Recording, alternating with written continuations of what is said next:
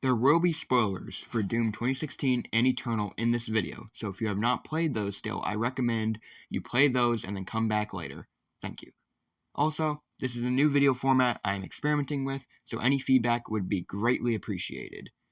Doom, the first-person shooter game released by id Software, where you gun down demons while jamming out to rockin' tracks, was a huge success in the 90s and early 2000s. The series hadn't had a game for several years, and talks of a different route were being discussed. It is well known that the development of 2016 was a nightmare, but the product we got was far from the soulless remake we expected. The game became a commercial success and was critically acclaimed. Fans were raving about the fresh take on a timeless classic, and newcomers were enjoying the reimagining of the oversaturated FPS genre of the early to mid-2010s. With id and Bethesda now seeing the potential of the soft reboot, the stage is now set for our topic for today, Doom Eternal.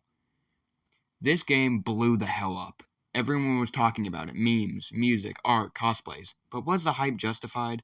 We can't talk about this game without first bringing up the music. This shit rocks. Mick Gordon, the lead composer and musician behind this game in 2016, in my opinion, is a genius.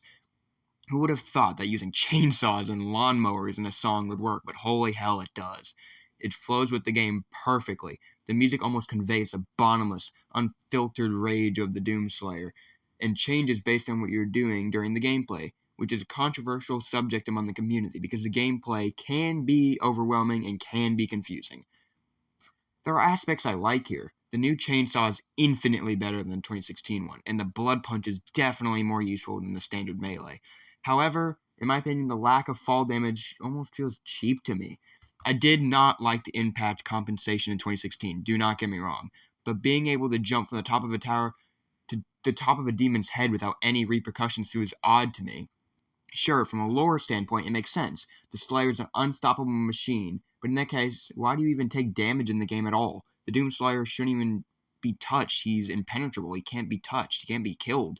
So I think fall damage in some aspect should have been included and was potentially overlooked upon release. I know this is a hot take, but hey, what can I say? This is my retrospective. I do prefer the smaller amount of currencies in 2016, however. In Eternal, there are many more to be used to buy upgrades, mods, suit perks, the list goes on. I really do think a more linear and universal system would have done wonders for my overall enjoyment of this game. And the bosses, they are better than 2016 for sure. The return of the Icon of Sin is insane, and the Doom Hunters are intimidating as fuck. My personal favorite has got to be the Gladiator, massive badass, it's overall super fun, just insanely cool to fight. And he's almost like a beefed up Marauder, who's a whole other point of contention. One thing about the gameplay I do love is the lack of pay to win. There are suits you can unlock and even buy with real money in Eternal, but it's all cosmetic, and that's a huge win for me. I personally despise pay to win games and see them as highly manipulative and exploitative, so this game being an exception nowadays is refreshing.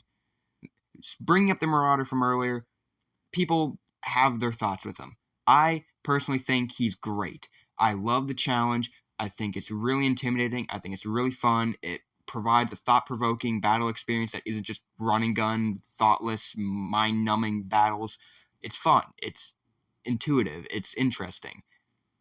Was he a little overused later on in the campaign? Yes. But early on, as an early fight and an early challenge, I think he's great. I think this game would be way different without him, and I think the inclusion of him was definitely important. One last thing I'd like to bring up here is the lore. It's meh. It simply exists to get you into cool-looking places to kick ass, which is fine, but it's convoluted, self-contradictory at points, and makes things that were simple at one point far more confusing. The new lore around the Slayer and the Night Sentinels being brothers for the ages and such is really good. But the twist about Samuel Hayden being a maker is pointless in my opinion. It ruins his character for me. I think those two characters should have been separate. I don't think they needed to be the same. So is the game worth the hype and praise? Absolutely. There's no doubt this game shattered everyone's expectations. It was a game changer. So I think overall, yes, it was worth the hype, but there are points here that we cannot overlook that honestly weren't as good as everyone remembers. I'd even bring up battle mode. I haven't touched that shit. Also, Bethesda, id, treat Mick better. See ya.